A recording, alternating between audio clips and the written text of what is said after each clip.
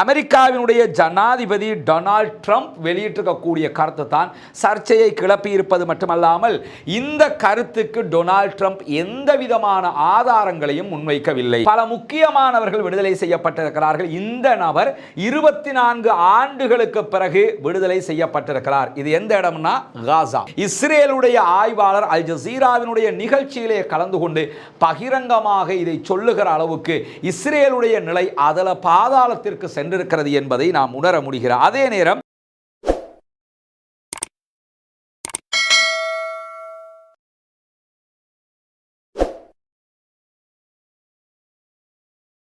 அஸ்ஸலாமு அலைக்கும் வரஹ்மத்துல்லாஹி வபரகாத்துஹு. பேரன்பிற்கினிய சகோதர சகோதரிகளை நம் அனைவர் மீதும் ஏக இறைவனுடைய அமைதியும் கருணையும் உண்டாகட்டுமாக என்கிற உயரிய பிரார்த்தனைகளோடு காசாவிலே சீஸ் ஃபயர் யுத்த நிறுத்தம் ஏற்பட்டு 13வது நாளிலே என்னவெல்லாம் நடந்திருக்கிறது, அடுத்ததாக நடப்பதற்கு எதுவெல்லாம் திட்டமிடப்பட்டிருக்கிறது என்கிற செய்திகளைத்தான் இன்றைக்கும் நாம் பார்க்க இருக்கிறோம். இன்றைய செய்தியை பொறுத்தவரையில் நிறைய பேர் எதிர்பார்ப்போடு காத்திருக்கக்கூடிய ஒரு முக்கியமான செய்தி தொடர்பான விவரங்களை இன்றைக்கு நாம் பார்க்க இருக்கிறோம். பாலஸ்தீன விடுதலை அமைப்பு இந்த யுத்தத்திலே தாங்கள் இழந்ததாக கூறப்படுகிற தளபதிகள் யார் என்கிற விவரங்களை நேற்றைய தினம் வெளியிட்டிருக்கிறார்கள். அந்த தளபதிகளுடைய விவரங்கள் என்ன என்பதை பார்ப்பதற்கு முன்பதாக இன்றைக்கு நடந்திருக்கக்கூடிய இன்னும் சில முக்கியமான விவகாரங்களை ஆரம்பமாக நாம் பார்க்க இருக்கிறோம். இன்றைக்கு வெளியாகி இருக்கக்கூடிய தகவல்கள் பிரகாரம் காசாவிலே நடத்திய இஸ்ரேலிய ஆக்கிரமிப்பினுடைய இந்த தொடர் தாக்குதல்கள் 1.5 ஆண்டுகளாக நீடித்த தாக்குதல்கள் தோல்வி அடைந்து விட்டது என்பது மிக தெளிவாக இஸ்ரேலிய மக்களால் புரிந்து கொள்ளப்பட்டிருக்கிறது என்கிறார் ஓரி கோல்பர்க் என்கிற இஸ்ரேலுடைய அரசியல் ஆய்வாளர். இஸ்ரேலுடைய அரசியல் ஆய்வாளர் அல் ஜசீராவுக்கு வழங்கியிருக்கக்கூடிய பேட்டியில் சொல்லியிருக்கக்கூடிய செய்திகளை என்னவென்று சொன்னால், இந்த யுத்தம் என்பது மொத்தமான தோல்வியாகத்தான் இஸ்ரேலிய மக்களால் பார்க்கப்படுகிறது. இந்த போர் அவர்கள் நினைத்த எதையுமே சாதிக்க முடியாமல் போய்விட்டது.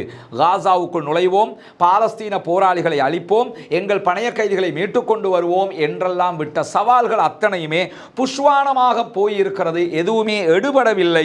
அது மட்டுமல்லாமல் இந்த போர் மொத்த தோல்வியாக மாறி இருக்கிறது என்பதை எங்களிலே பெரும்பாலானவர்கள் உணர்கிறோம் என்று மனது விட்டு பேசியிருக்கிறார் இஸ்ரேலுடைய அரசியல் ஆய்வாளர்.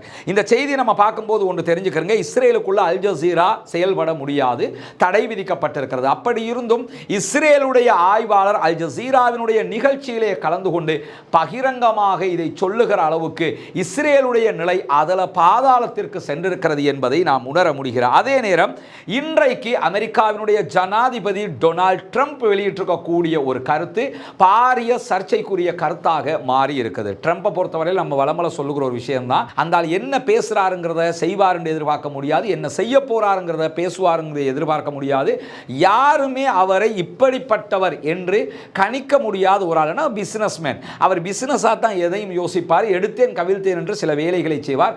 கடந்த காலங்களில் அதை செய்திருக்கிறார். தற்போதைய இந்த அறிவிப்புகளையும் WHO பணத்தை நிறுத்தியதாக இருக்கலாம், இப்படி பல விவகாரங்களை அவர் சர்ச்சைக்கே புகழ் பெற்றவராக இருக்கிறார். இன்னைக்கு அவர் சொல்லியிருக்கக்கூடிய ஒரு செய்தி என்னன்னு சொன்னா, காசாவில் ஆணுரைகளுக்காக வேண்டி $50 மில்லியன் பயன்படுத்தப்பட இருந்ததாகவும் அவற்றை ஆயுதங்களை செய்வதற்கு தாங்கள் பயன்படுத்தியதாகவும் அமெரிக்காவினுடைய ஜனாதிபதி டொனால்ட் ட்ரம்ப் வெளியிட்டிருக்கக்கூடிய கருத்து தான் சர்ச்சையை கிளப்பி இருப்பது மட்டுமல்லாமல் இந்த கருத்துக்கு டொனால்ட் ட்ரம்ப் எந்த விதமான ஆதாரங்களையும் முன்வைக்கவில்லை. காசாவினுடைய செல்வாக்கு உலகம் முழுவதும் பெருகிக் கொண்டிருக்கிறது. காசா மக்களை பற்றிய பேச்சுக்கள் மிக சிறப்பாக போய்கொண்டிருக்கிறது.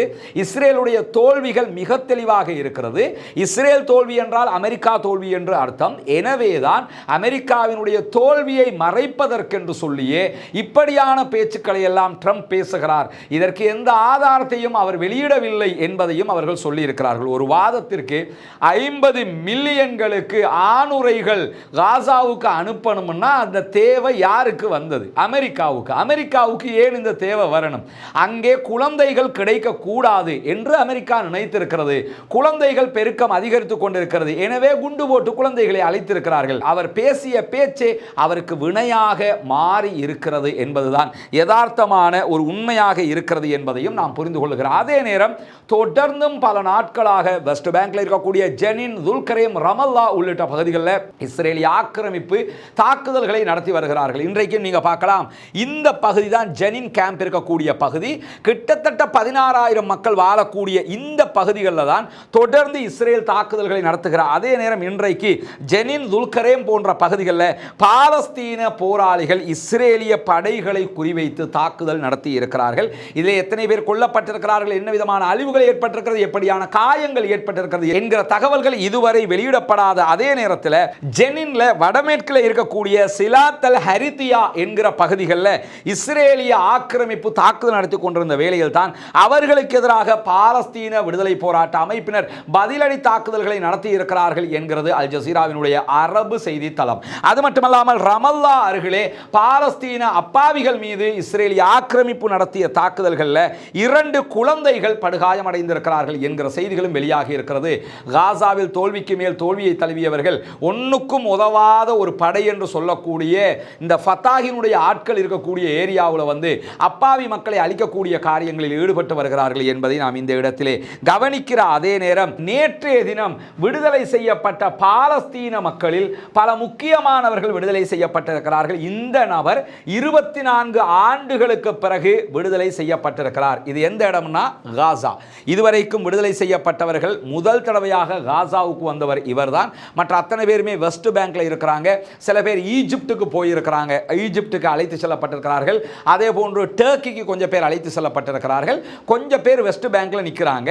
அதிலே காசாவுக்குள் நுழைந்த முதல் நபராக இவர் இருக்கிறார்.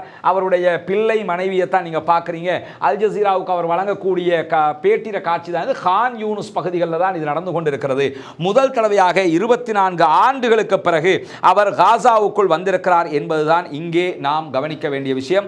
32 சகோதரர்கள் நேற்றைய தினம் ஆயுள் தண்டனை விதிக்கப்பட்டவர்கள் விடுதலை செய்யப்பட்டிருக்கிறார்கள். அல்லாஹ்வுக்கே எல்லா புகழும். அல்ஹம்துலில்லாஹ், பாலஸ்தீன மக்களுக்கான வெற்றியாக இது மாறி இருக்கிறது.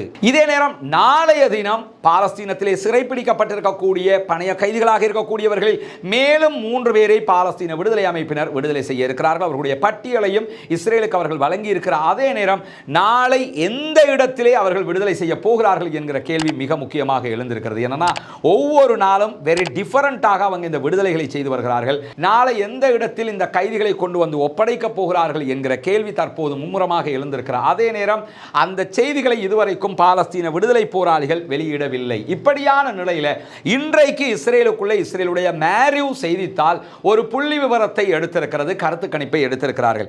இந்த கருத்து கணிப்பு இஸ்ரேலுடைய தற்போதைய நிலையை மிக துல்லியமாக எடுத்து காட்டியிருக்கிறது. அதிலே தெரிவிக்கப்பட்டிருக்கக்கூடிய மிக முக்கியமான செய்தி என்னவென்று சொன்னால், இஸ்ரேலுக்குள் இருக்கக்கூடிய 57% இஸ்ரேலியர்கள் நாட்டினால் செய்யப்பட்ட, காசாவில் நடத்தப்பட்ட யுத்தத்தினால் எந்த விதமான நலவும் ஏற்படவில்லை, தோல்விக்கு மேல் தோல்வியைத்தான் சந்தித்திருக்கிறோம் என்று ஒப்புக்கொண்டிருக்கிறார்கள் என்கிறது இஸ்ரேலுடைய செய்தித்தாளே நடத்தி இருக்கக்கூடிய கருத்து கணிப்பு.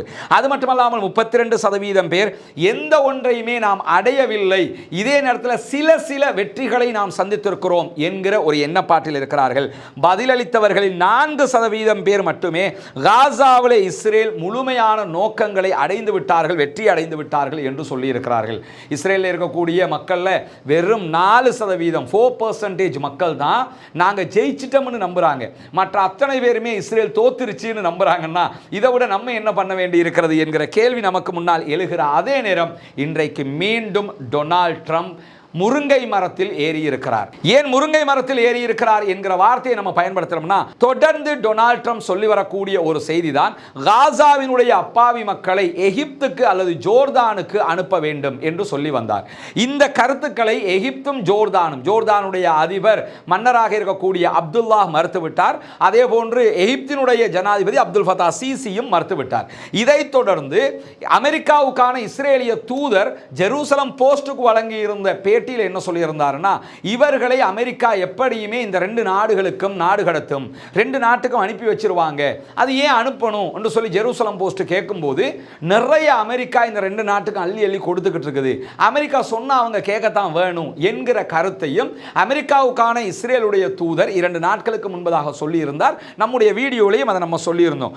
அதே அடிப்படையில் இன்றைக்கு இதே கருத்தை மீண்டும் டொனால்ட் ட்ரம்ப் சொல்லி இருக்கிறார். எகிப்துக்கும் அதே போன்று ஜோர்தானுக்கும் பாலஸ்தீன மக்கள் இடம்பெயர வேண்டும், அவர்களை அங்கு அனுப்புவதுதான் சிறந்தது என்கிற ஒரு கருத்தை சொல்லும் போது, பாலஸ்தீனர்களை எகிப்துக்கும் ஜோர்தானுக்கும் அனுப்புவதற்காக இந்த 2 நாடுகளுக்கும் நீங்கள் எப்படி அழுத்தம் கொடுப்பீர்கள் என்று டொனால்ட் ட்ரம்ப் இடத்துல கேட்ட நேரத்தில், நாங்கள் அவர்களுக்காக நிறையவே செய்து கொண்டிருக்கிறோம், எனவே நாங்கள் சொன்னா அவங்க செய்ய போறாங்க என்று சொல்லி இருக்கிறார் டொனால்ட் ட்ரம்ப். ஒன்றை மட்டும் கவனிச்சுக்கிறங்க, இது வெறுமனே கடந்து போகிற விஷயமும் அல்ல. காரணம் என்னன்னு கேட்டா, இந்த 2 பேருமே பதவிக்காக எதையுமே செய்வாங்க. பதவி கிடைக்கும் என்று சொல்லி சொன்னா பெனாயில கொடுத்தாலும் குடிப்பாங்க. அப்படியான ஆட்கள் தான் இந்த 2 பேருமே. அது ஜோர்தானுடைய மன்னர் அப்துல்லாவாக இருக்கலாம், எகிப்தினுடைய ஜனாதிபதி அப்துல் ஃபத்தா சிசியாக இருக்கலாம்.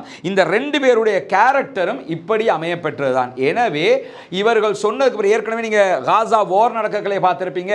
ரஃபா பார்டரை ஒட்டி பெரிய நிலப்பரப்பை ஏற்கனவே எகிப்து துப்புரவு செஞ்சு வச்சிருக்கிறாங்க.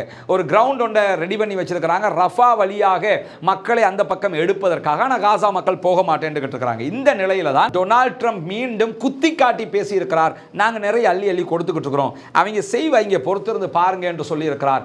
எது எப்படி போனாலும் இது கனவிலும் நடக்காத காரியம் என்பதை பாலஸ்தீன விடுதலை அமைப்பினர் இன்றைக்கு சொல்லியிருக்கக்கூடிய செய்திகளையும் நாம் பார்க்க முடிகிறது. அதே போன்று இன்றைக்கு லெபனானிலே யுத்த நிறுத்தத்தை மீறி இஸ்ரேலிய ஆக்கிரமிப்பு நடத்தி இருக்கக்கூடிய வான்வழி தாக்குதல்களில் 2 பேர் கொல்லப்பட்டிருக்கிறார்கள். அதே போன்று 10 பேர் படுகாயம் அடைந்திருக்கிறார்கள் என்கிற செய்திகளும் வெளியாகி இருக்கக்கூடிய நேரத்தில் தான் இன்றைக்கு வெளியாகி இருக்கக்கூடிய மிக முக்கியமான செய்தி என்னன்னு கேட்டா, பாலஸ்தீன விடுதலை அமைப்பினுடைய ஊடக பேச்சாளர் நேற்றைய தினம் வெளியிட்ட அறிக்கை தான் பாலஸ்தீன ராணுவ பிரிவினுடைய ராணுவ பிரிவை உருவாக்குனர்களில் ஒருவராகவும் அக்டோபர் 7ஆம் தேதிய தாக்குதல்களை யஹியா சின்வாரோடு இணைந்து திட்டமிட்டவர்களில் ஒருவருமாக இருந்த பாலஸ்தீன விடுதலை ராணுவத்தினுடைய ஸ்தாபக தளபதியாக செயல்பட்ட முகமது லைஃப் அவர்கள் கொல்லப்பட்டு விட்டார், ஷஹீதாகி விட்டார் என்கிற செய்திகளை இன்றைக்கு பாலஸ்தீன விடுதலை அமைப்பினர் ஒப்புக்கொண்டிருக்கிறார்கள். கடந்த ஜூலை மாதம் முகமது லைஃபை நாங்கள் கொன்றுவிட்டோம் என்று சொல்லி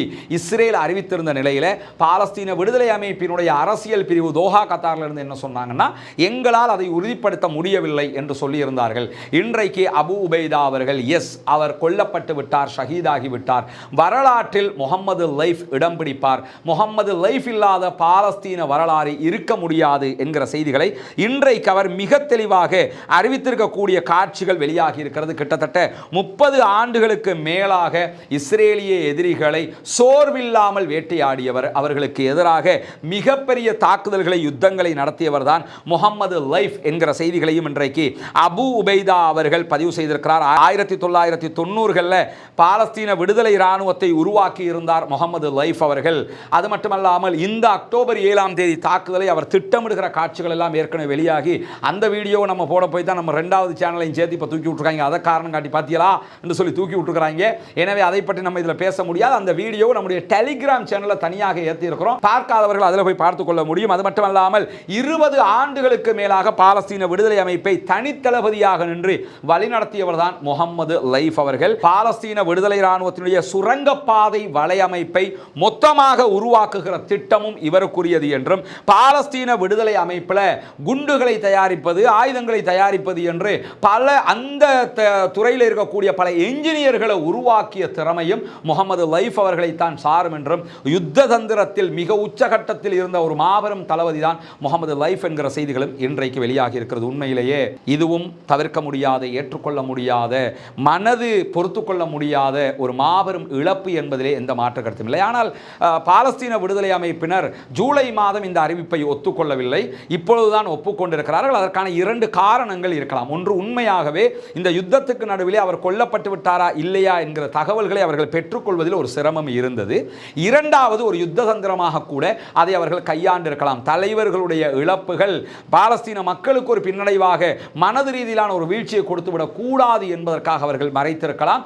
இந்த நேரத்தில் அதை சொல்றதுனால அது பெரிய ஒரு பாதிப்பாக மாறாது என்பதால் இப்பொழுது அவர்கள் அறிவித்திருக்கிறார்கள். எது எப்படி போனாலும் தளபதிகள் அவுட்டுன்னா அதையும் வெளிப்படையாக அறிவிக்கக்கூடிய ஒரு படைப்பிரிவாக அவர்கள் இருக்கக்கூடிய நேரத்தில் தான் அக்டோபர் 7ஆம் தேதி காலையில் பாலஸ்தீன விடுதலை அமைப்பு நடத்திய இந்த தாக்குதல் தொடர்பாக முகமது லைஃப் அவர்கள் ஒரு ஆடியோ பதிவையும் ஆல்ரெடி வெளியிட்டிருந்தார். அவர் வீடியோவை அல் ஜசீரா பிற்பட்ட நாட்களில் வெளியிட்டிருக்கக்கூடிய நேரத்தில் நவம்பரில் சர்வதேச குற்றவியல் நீதிமன்றம் ICC இன்டர்நேஷனல் கிரிமினல் கோர்ட் வெளியிட்ட கைது அரெஸ்ட் வாரண்ட் பட்டியலில் இஸ்ரேலுடைய பிரதமர் பெஞ்சமின் நெத்தன்யாகு, அவருடைய முன்னாள் பாதுகாப்பு அமைச்சர் உள்ளிட்டவர்கள் அடங்குகிறார். அதே நேரம் பாலஸ்தீன விடுதலை இராணுவத்தினுடைய தளபதி ஜெனரல் யஹியா சின்வார் அவர்கள் கொல்லப்பட்டு விட்டார், ஷஹீதாகிவிட்டார். அவருக்கும் அரெஸ்ட் வாரண்ட் கொடுக்கப்பட்டிருந்தது. இஸ்மாயில் ஹனியா அவர்களுக்கு அரெஸ்ட் வாரண்ட் கொடுக்கப்பட்டிருந்தது. அதே போல முகமது லைஃப் அவர்களுக்கும் அரெஸ்ட் வாரண்ட் கொடுக்கப்பட்டிருந்தது. அல்லாஹு தாலா அவர்களுடைய உயிர்களை கைப்பற்றிக் கொண்டான். உயர்தரமான ஜன்னத்துல் ஃபிர்தௌஸை அல்லாஹு தாலா அவர்களுக்கு வழங்க வேண்டும் என்கிற பிரார்த்தனையை நாம் முன்வைக்க கடமைப்பட்டிருக்கிறோம். ஒரு மாபெரும் 3 முத்தான தியாகிகள் இந்த பாலஸ்தீன மண்ணுக்காக, அந்த மக்களுக்காக தங்களுடைய இன்னுயிரை தியாகம் செய்திருக்கிறார்கள். அல்லாஹு தாலா அவர்களுடைய இந்த தியாகத்தை புரிந்து கொண்டு ஷஹீதுடைய அந்தஸ்தை அவர்களுக்கு கொடுக்க வேண்டும் என்கிற பிரார்த்தனைகளோடு அதைத் தொடர்ந்து பாலஸ்தீன விடுதலை அமைப்பினுடைய துணை இராணுவ தளபதியாக செயல்பட்ட மர்வான் இஷா அவர்களும் கொல்லப்பட்டிருக்கிறார், ஷஹீதாகி இருக்கிறார் என்கிற செய்திகளை பாலஸ்தீன விடுதலை அமைப்பினுடைய ஊடக பேச்சாளர் சொல்லியிருக்கிறார். அவரும் அந்த அல் ஜசீரா வெளியிட்ட வீடியோவில் சிங்கம் போன்று வரக்கூடிய காட்சிகள் எல்லாம் அதில் வெளியாகி இருந்தது. முகமது இஷா அவர்களும் கொல்லப்பட்டிருக்கிறார்கள், ஷஹீதாகி இருக்கிறார்கள்.